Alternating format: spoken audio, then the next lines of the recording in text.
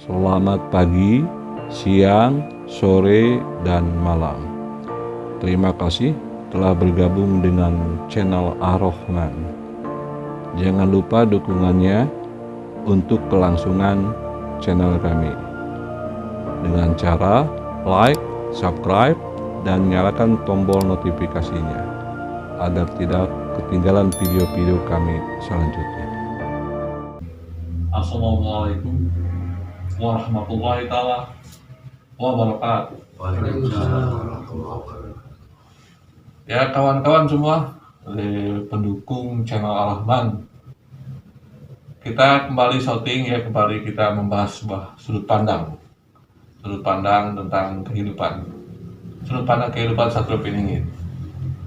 Jadi cerita kali ini kita akan membahas tentang sudut pandang kita masing-masing dari kawan-kawan semua ini tentang kejadian alam menurut cerita sejarah.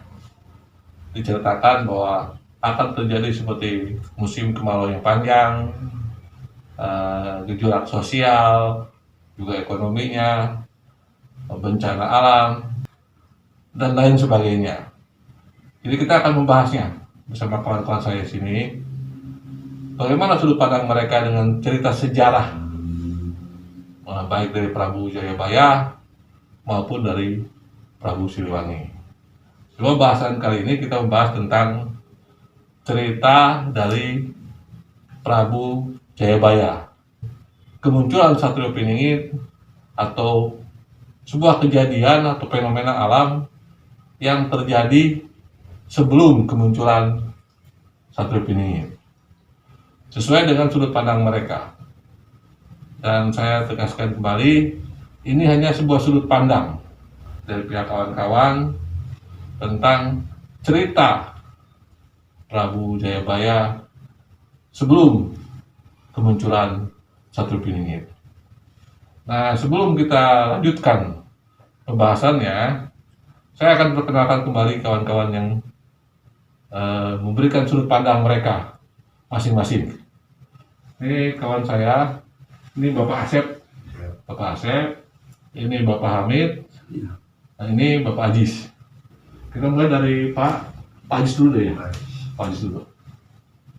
Ini dalam sejarah Jayabaya diceritakan kan di situ, sebelum munculnya Satrio Piningit ada beberapa kejadian-kejadian alam. Salah satu yang paling mendasar adalah sebuah fenomena di mana musim panas yang panjang atau disebut musim kemarau yang panjang. Nah, menurut pandangan Pak Ajis, apakah kita sudah masuk kepada musim panas atau musim kemarau yang panjang ini? Kalau menurut pandangan saya sih Pak, sebenarnya udah masuk Pak ya. Udah masuk. Soalnya yang saya rasakan panas sekarang ini begitu berbeda. Oh iya, dengan kejadian dulu. Iya. Jadi kalau pada prinsipnya menurut cerita sejarah tentang kemunculan Satrio Piningit diawali dari musim kemarau yang panjang sudah mulai. Masuk. Iya. Tapi bukan sudah masuk, tapi baru mulai apa sudah ada di dalamnya? Tapi menurut pandangan saya sudah mulai Pak. Sudah mulai. Saya sendiri udah merasakan panasnya yang begitu. Nah, selain itu apa lagi yang menurut Pak Ajis? Ke faktor ekonomi juga udah saya rasakan Pak. Oke. Jadi dalam cerita Prabu Jayabaya kan ceritakan ada faktor-faktor seperti kemarau panjang, terus masalah ekonomi yang tidak stabil. Iya benar. Terus dari situ juga cerita tentang akhlak manusianya yang sudah tidak sesuai gitu kan. Nah, Pak Ajis ini dalam pembahasan sekarang ini atau sudut pandang Pak Ajis, apa aja yang paling dominan, yang paling yang saya rasakan masih faktor ekonomi pertama nih Pak, faktor sama cuaca yang kemarau yang biasa yang seperti ini udah saya rasakan yang lebih parah sekarang Pak. Ya, berarti tetap berkeyakinan sudut pandang Pak Ajis bahwa cerita tentang Prabu Jayabaya tentang musim kemarau yang panjang kita sudah masuk di fasenya. Iya. Oke. Kalau menurut pandangan Pak Hamid bagaimana? Ya, cerita saya juga hampir sama, memang benar. Menurut pandangan saya tuh memang udah masuk di kemarau panjang. Bahkan memang hampir sama dari ekonomi. Oh, dari ekonomi juga sama. Sudah melonjak. Bahkan sekarang udah ada orang yang sakit-sakit aja udah langsung meninggal gitu. Karena ketidakmampuan ya. Iya, dari kemampuan itu terus itu terjadi keributan yang nggak puguh. Jadi dari akhlak pun sudah masuk fasenya. Udah masuk ke situ. Kalau diceritakan di situ bahwa manusia sudah kehilangan tentang akhlaknya atau akalnya, sudah masuk ke fase itu. Sudah masuk. Oke. Ada kakak ngebunuh adik, ada adik ngebunuh ibu, ada bapaknya ngebunuh anaknya, sudah masuk ke daerah situ. Berarti kalau menurut cerita Pak Hamid, sudut pandang Pak Hamid bahwa fase sejarah tentang cerita Prabu Jayabaya sudah masuk kepada tahapan-tahapan seperti itu. Sudah masuk ini Pak. Kalau menurut pandangan Pak Asep seperti apa? Kalau menurut pandangan saya memang benar, keadaan cuaca sekarang udah benar-benar berubah gitu. Berubah, ada musimnya musim panas, udah dirasakan oleh semua orang lah. Dengan ekonomi juga melonjak. Pak Asep, selain kemarau panjang, selain masalah ekonomi, juga ada bencana-bencana alam yang akan terjadi, ataupun yang sudah terjadi. Jadi semuanya faktor itu mendukung ke arah ceritanya Prabu Jayabaya. Betul, ya. Oke. Nah, kalau menurut pandangan yang lainnya gitu, selain kita musim kemarau, musim ekonomi, ataupun dari sifat manusianya, ataupun bencana alamnya, ada nggak sudut pandang yang lain yang di luar cerita itu yang belum kita dirasakan oleh? Tapi sih menurut sejarah yang pernah saya dengar ya Pak dari kakek nenek saya, bahwa nanti ada peperangan dua kubu Pak. Oh iya. Di situ emang ada cerita di dalam cerita Prabu Jayabaya ya, ada cerita yang mengatakan akan terjadi perselisihan. Iya. Oh iya.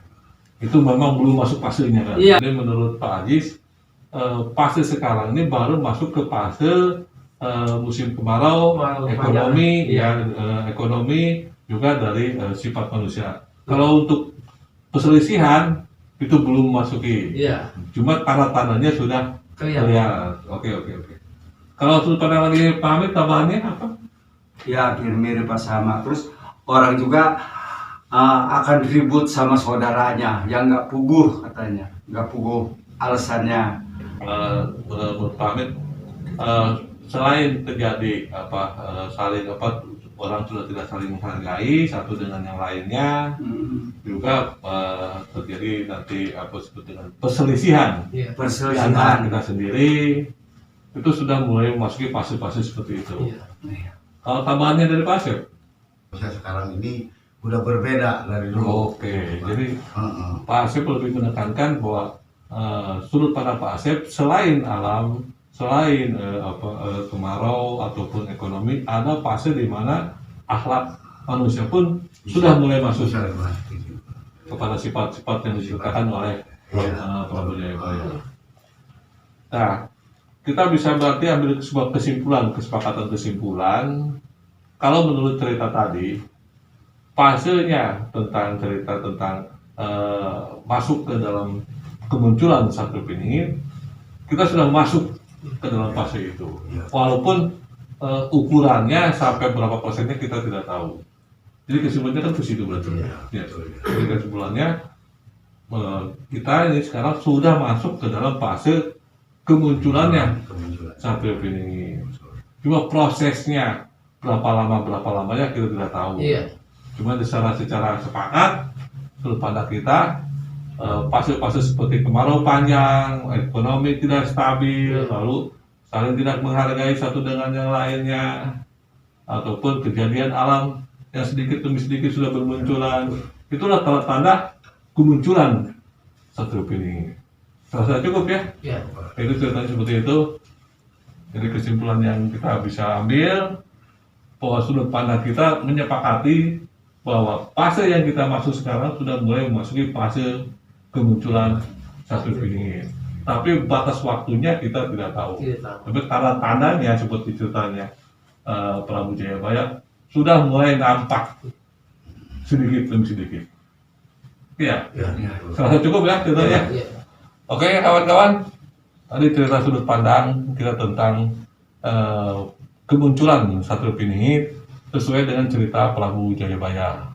Ada fase-fase tertentu seperti kemarau panjang, tidak stabilnya masalah ekonomi, lalu tentang sifat atau akhlak manusia ini yang berubah. Itu sudah mulai memasuki, menurut sudut pandang kita, sudah mulai mendekati kemunculannya.